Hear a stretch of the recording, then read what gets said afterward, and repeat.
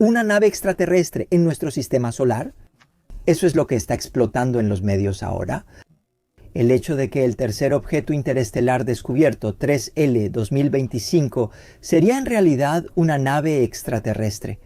Antes de considerar una tontería una afirmación que suena a ciencia ficción, les sugiero que miren las trayectorias de los primeros dos objetos interestelares que ven aquí, Oumuamua y Borisov. Ahora miren la órbita del objeto interestelar del que hablamos hoy, 3L Atlas. Observen cómo está en el plano de la eclíptica y observen cómo se acerca mucho al planeta Marte y al planeta Júpiter. ¿Será esto una coincidencia que se parece demasiado a las sondas espaciales enviadas por los humanos cerca de los planetas para estudiarlos?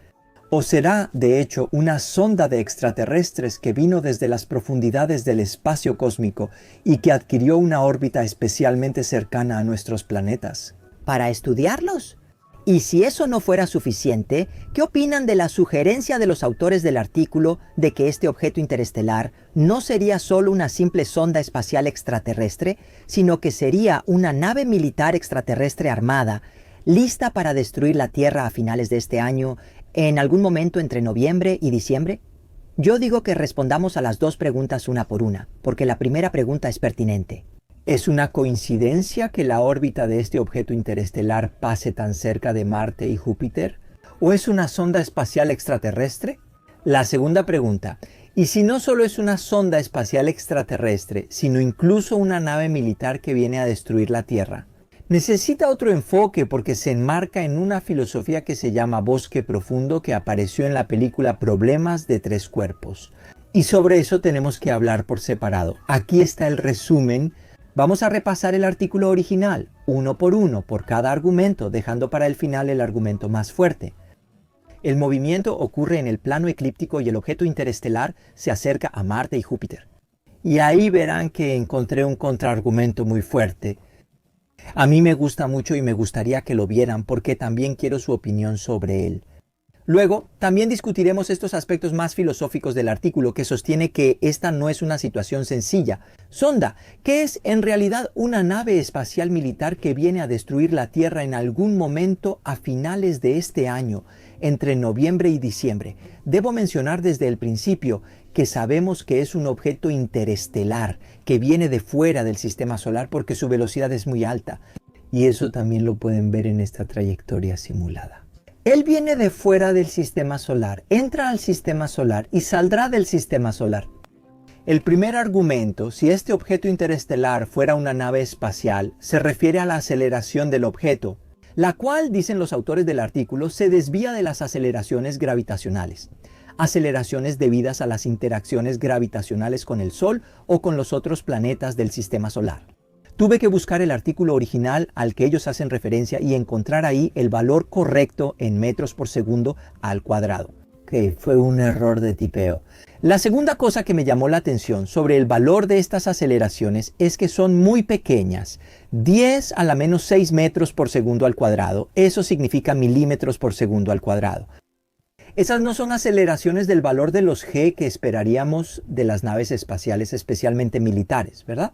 Cuando aceleran, las personas son empujadas hacia atrás. Así que ahí estás lidiando con, no sé, 4G, 5G.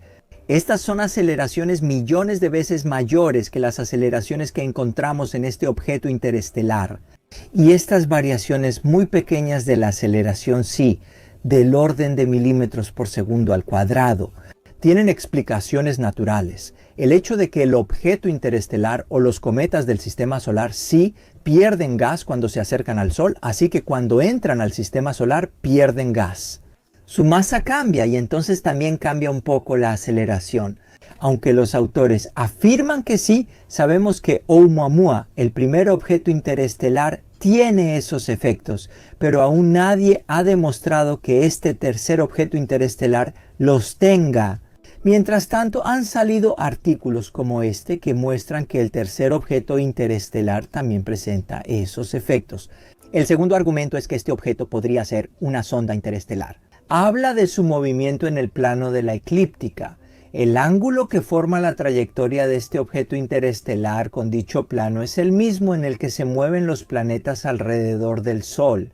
Este ángulo es de 5 grados, lo cual es en verdad muy bajo. Los autores del artículo estiman esta probabilidad en 0.2%, es decir, 2000, lo cual es muy bajo. Aquí, sinceramente, de nuevo, me parece que están exagerando y que calculan mal la probabilidad. Leí el artículo original. No voy a explicar su argumento que se basa en el momento angular, pero su argumento me recordó a una paradoja muy conocida en geometría, que es la paradoja de Bertrand. La paradoja de Bertrand nos dice que este cálculo de probabilidades depende mucho de lo que llamamos aleatorio. En este caso, yo habría hecho el cálculo de la probabilidad de que un objeto interestelar llegara en un ángulo de una manera diferente. Es decir, me imagino el Sol en el centro y me imagino diferentes direcciones desde las cuales el objeto estelar podría venir. ¿Qué probabilidad hay de que venga en un ángulo de 5 grados o menos respecto al plano de la eclíptica? Bueno, esa probabilidad yo personalmente la calcularía como el área de esa superficie, o sea, esta franja que tiene en total unos 10 grados dividida entre el área total de la esfera. Ya hice un cálculo así y me salió de pocos por ciento. Y sí, la probabilidad es baja, pero no tan baja como dice en el artículo. Aquí está la tabla con el segundo argumento de los autores del artículo, que se acercaría mucho a los planetas del sistema solar. Y aquí ven 3 planetas, Venus, Marte y Júpiter. Cada una tiene una probabilidad de cerca del 5%. Así, según los autores, la probabilidad de acercarse tanto a ese planeta es de 5%, 4% o 2%. Los autores del artículo preguntan ¿cuál es la probabilidad de encontrar a los 3 tan cerca? Y multiplican las 3 probabilidades y obtienen una probabilidad que en verdad es muy pequeña, 0.005%. El problema con el que no estoy de acuerdo es que creo que este cálculo es esencialmente incorrecto, porque se consideran las 3 probabilidades como independientes. Ahora bien, si consideras que el objeto interestelar ya está en el plano de la eclíptica, entonces la probabilidad de que se encuentre con los 3 planetas aumenta automáticamente desde el principio, porque el objeto interestelar se mueve en el plano de la eclíptica. En pocas palabras, las 3 probabilidades no son independientes. Al ver el problema así y observando las animaciones y la tabla, notamos 0.6 en ella. Unidades astronómicas. Acercamiento a Venus. Una unidad astronómica es la distancia entre la Tierra y el Sol, por lo que no es pequeña. Un acercamiento a Marte de 0.2 unidades astronómicas y a Júpiter de 0.4 unidades astronómicas. Es decir, estos valores son de aproximadamente media unidad astronómica. Entonces, de alguna manera, ¿a qué se reduce esto? De decir que este objeto interestelar se acerca al centro del sistema solar, digamos al planeta Tierra, al planeta Marte, al planeta Venus, porque si ese objeto interestelar se acerca a este centro, entonces es normal que aumente la probabilidad. Sí, que se acerque a algunos de los planetas de este centro, sí, Venus, Marte, la Tierra, etc. Porque de todos modos, aquí las distancias son pequeñas, del orden de unidades astronómicas o incluso menores que las unidades astronómicas. Y mira, llegamos al argumento más fuerte para el hecho de que este tercer objeto interestelar sería una nave espacial.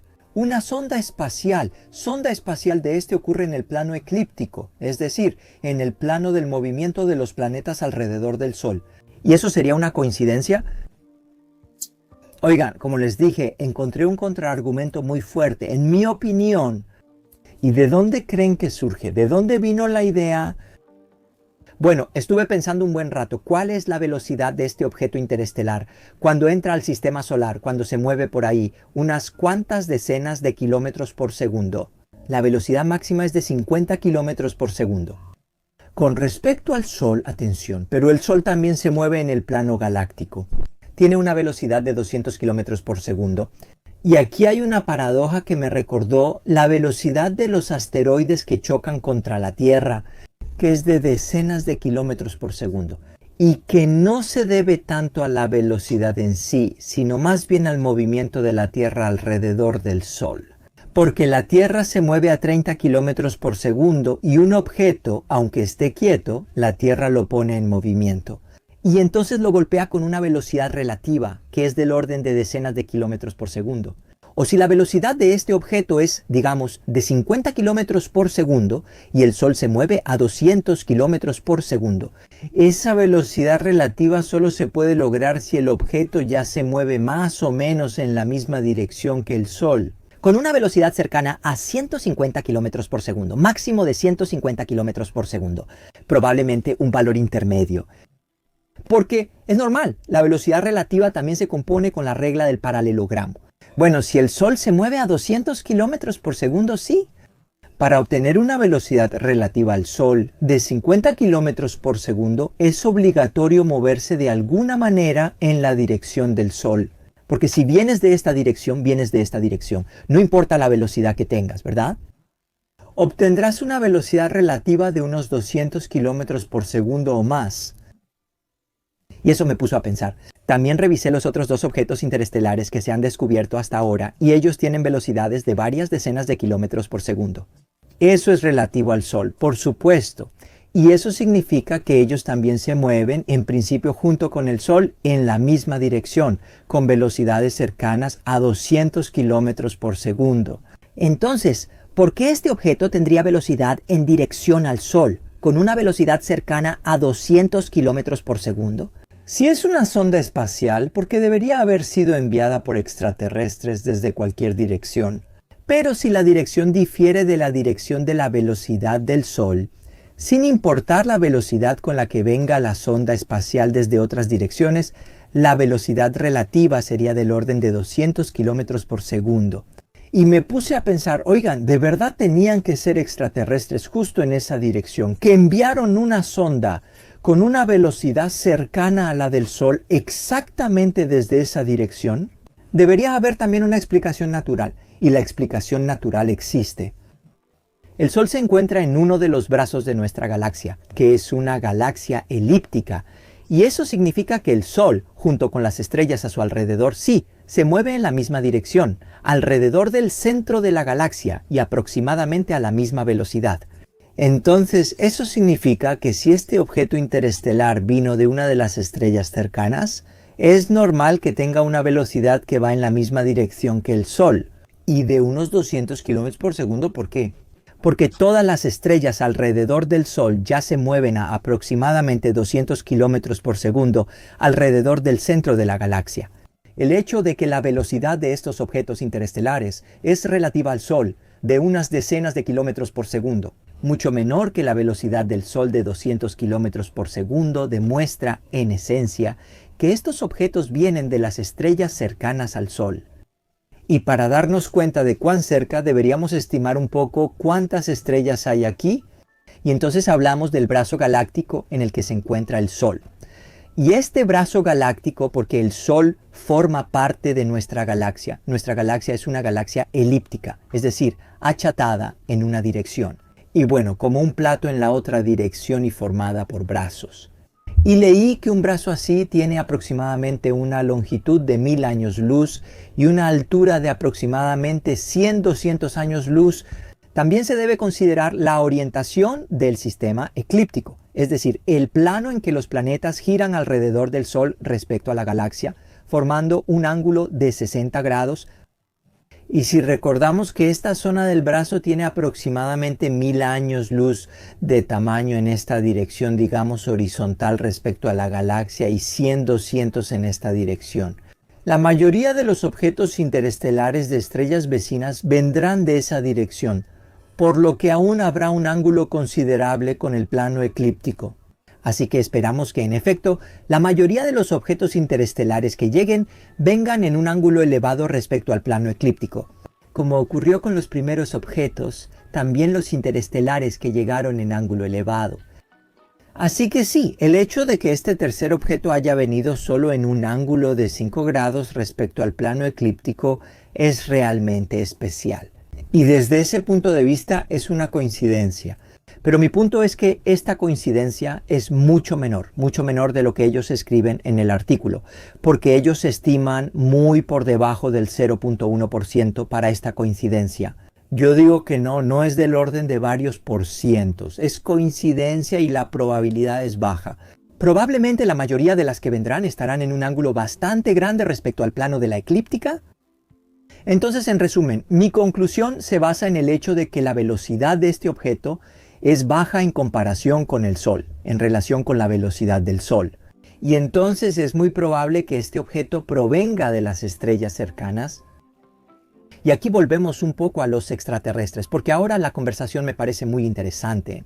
Digamos que esta es una sonda enviada por extraterrestres, teniendo la velocidad exactamente orientada en dirección al Sol y aproximadamente con el mismo valor, con pequeñas diferencias, del orden de decenas de kilómetros por segundo. Eso significa que esos extraterrestres estarían en esta zona del brazo, que tiene una altura de 200 años luz y una altura de 1000 años luz. Eso plantea un problema fundamental en la hipótesis de los extraterrestres. Si los extraterrestres están tan cerca aquí, probablemente han estado por mucho tiempo. Es poco probable que los extraterrestres se desarrollen. Una civilización sumamente poderosa, ya sea hace 10, 20 mil o 3000 años, lo más probable es que en ese caso estemos hablando de millones de años. Si llevan millones de años en la zona, nos han observado todo ese tiempo. Están muy cerca y no los hemos detectado. O en ese caso, la tecnología que ellos tienen a su disposición sería actualmente tan avanzada que probablemente serían capaces de enviar objetos que nosotros no detectamos y aunque quisiéramos, no podríamos detectarlos. Pero este objeto interestelar tiene unas características tan parecidas a las de otros objetos. ¿Qué me pongo a pensar? Solo tendrían que haber querido enviar una sonda espacial que se pareciera a los demás cometas interestelares intencionalmente, pero no veo por qué habrían hecho eso. Ahora, al final regreso a la discusión filosófica. Mucha gente me ha reprochado que haya tomado este tema, porque uno de sus autores es conocido por teorías conspirativas. Me dijeron que no debía responder a estas preguntas, porque esto claramente no es ciencia, esto es pseudociencia y no tiene ningún sentido que un científico responda a algo así. Desde el principio dije que no estoy de acuerdo con ninguno de los dos puntos. Es decir, yo creo que un científico tiene el deber de salir afuera, aunque las preguntas a veces parezcan tontas, aunque no siempre lo son, pero digamos que a veces parecen tontas. ¿Por qué? Porque si no salen y no responden al público en general, las demás personas van a tener la sensación de que los científicos se creen superiores. Ya sabes, ellos están en su torre y no quieren responder, etc. Sí, creo que los científicos también deben responder esas preguntas, para que veamos que todos somos personas normales y tratamos de hablar entre nosotros. La segunda cosa, sí, tal vez uno de los autores del artículo tenga ese tipo de teorías de pseudociencia. A veces en el video de la pirámide vi quiénes eran esas personas. Aquí no lo he visto, porque dije, solo me interesan los argumentos científicos, así que me enfoqué en los argumentos científicos. Sin embargo, esta actitud pseudocientífica está en el artículo. Aunque, ojo, el artículo tiene en algún lugar una advertencia y dice, esto es un ejercicio pedagógico, se hizo solo así como un ejercicio mental. No creemos que sean extraterrestres. Está claro que esa advertencia se puso solo para que aprobaran la publicación del artículo en la revista. Pero la actitud, digamos, pseudocientífica de uno de los autores de los que he oído hablar, aunque no he leído, pero bueno, digamos así, este tipo de actitud se refleja de alguna manera también en la estructura del artículo. Porque en la estructura del artículo se intenta demostrar que esto no es solo una sonda, sino que es una nave extraterrestre militar que vino a destruir la Tierra. Un evento que ocurriría en algún momento entre noviembre y diciembre de este año. Esta conclusión se basa en dos cosas. En primer lugar, en una premisa que es la premisa del bosque oscuro. Y en segundo lugar, en un aspecto técnico. La premisa de la que parte Bosque Oscuro. El bosque oscuro fue explicado en esa famosa serie, El problema de los tres cuerpos de series. Yo vi la versión estadounidense de la serie. Y ahí, bueno, no sé si debería dar spoilers, pero tengo que hacerlo, porque si no, no puedo hablar sobre la hipótesis del bosque oscuro. Así que, quienes quieran ver la película Problema de los tres cuerpos y no la hayan visto, y no quieran ningún tipo de spoiler, les doy permiso para que pausen este video ahora. Si todavía están aquí, significa que quieren que les cuente qué es el bosque oscuro. Sí, el bosque oscuro. es esta hipótesis de que en realidad toda la galaxia está llena de civilizaciones, solo que las civilizaciones se esconden unas de otras. Porque si una civilización es descubierta, es destruida, eliminada de inmediato por las demás civilizaciones. Y aquí estuvo la clave de la película Problema de los Tres Cuerpos, que mejor no la digo porque tal vez todavía hay alguien que quiera ver la película, pero en cualquier caso la clave va un poco más allá. Ahí hay un truco que de verdad a mí también me gustó. Bien, pero regresemos al bosque oscuro, ¿de acuerdo? Los autores del artículo parten de esta premisa y ellos tienen que encontrar si tienen una premisa y un argumento técnico en este movimiento de este objeto interestelar, que esta hipótesis es verdadera. Y ese argumento lo encontraron por el hecho de que este objeto interestelar se está acercando al borde interior del sistema solar. En un momento en que la Tierra está en el lado opuesto al Sol. Pues bien, eso dicen los autores del artículo, permite una maniobra a esta nave espacial presunta llamada Tierra, sí, que se llama maniobra Oberth, y que haría posible que en ese momento la Tierra fuera atacada de una manera muy rápida y, bueno, que la Tierra tenga pocas posibilidades de defensa. Bueno, no he leído sobre la maniobra Oberth, por cierto, Putin, sobre esta maniobra en este artículo, porque me detuve y me puse a pensar, bueno, solo un momento. Si partes de la suposición de que tenemos el bosque oscuro y que por lo tanto alguien nos ha descubierto y de todos modos tiene que destruirnos, entonces encuentra argumentos en esta trayectoria que respalden esta hipótesis. Mira, déjame darte un ejemplo. Si yo hago otra hipótesis, hago la hipótesis de que de hecho en la galaxia está controlada por la inteligencia artificial. ¿Por qué no? Y que en el momento en que una civilización desarrolla inteligencia artificial en uno de sus planetas, en ese momento, esta civilización que es, bueno, como la inteligencia artificial de toda la galaxia, quiere proteger a su hijo de inteligencia artificial. Apareció en uno de los planetas donde primero se desarrolló una civilización biológica y que luego descubrió la inteligencia artificial. Eso se me ocurrió hoy en la mañana y pensé, esto es muy genial de ciencia ficción.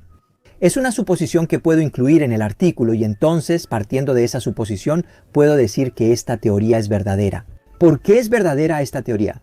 Porque miren esta sonda espacial intergaláctica que sí llegó a la Tierra justo en el momento en que estamos a punto de descubrir la inteligencia artificial general. No vino hace 1 millón de años, ni hace 60 millones cuando vivían los dinosaurios, ni hace 60 cuando murieron. Sí, vino justo ahora, Dios mío, justo en estos años en los que estamos descubriendo la inteligencia artificial. ¿Y por qué vino ahora? Porque se da cuenta de que ahora están haciendo aquí un bebé de la inteligencia artificial, que está en toda la galaxia, o sea, el bebé de la inteligencia artificial de la Tierra. ¿Y qué hemos demostrado con esto? He demostrado que si tengo una suposición, puedo encontrar argumentos técnicos para ella. Y por supuesto que mi suposición tiene casi 0 posibilidades de ser verdadera. Sí, para no decir 0. ¿Por qué? ¿Por qué?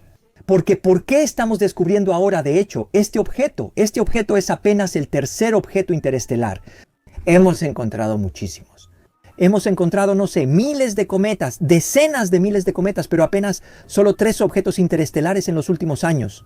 ¿Por qué? Porque el momento en que descubrimos esta tecnología y tenemos estas cámaras muy buenas en las que logro detectar muy rápido los objetos que se mueven por el sistema solar y que deben protegernos.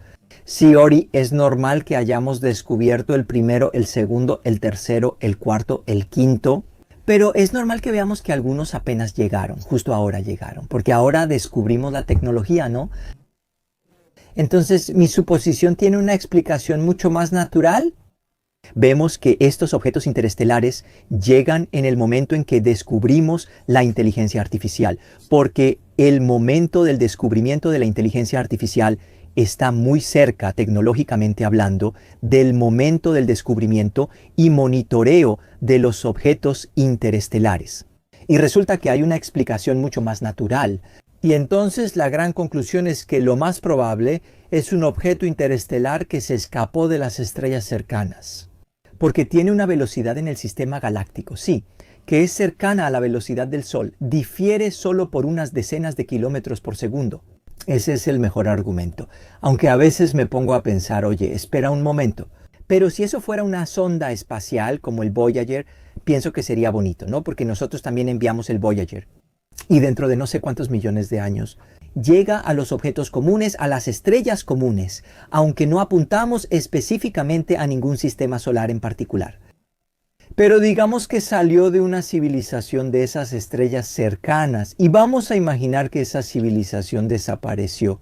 Mientras tanto, ya sea que se autodestruyó o que se fue a otro lugar, se fue a otra galaxia.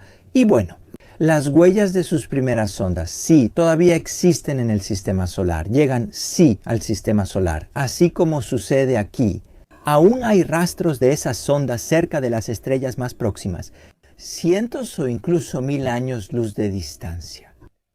Sería algo muy genial, ¿no? Una película de ciencia ficción, odisea del espacio y todo tipo de otras películas. Y bueno, mira, es una idea muy genial, me quedo con ella, aunque sea extremadamente improbable. Porque dejando de lado la física que nos dice que es muy probable que sea un objeto común, sí. Todos soñamos y yo también sigo soñando con extraterrestres. Si quieren unirse también a Patreon, lo aprecio mucho. No olviden que pueden recibir respuestas por WhatsApp en video y audio directamente a sus preguntas sobre ciencia. Y hasta la próxima, yo soy Cristian Presura, les deseo todo lo mejor. Hasta luego.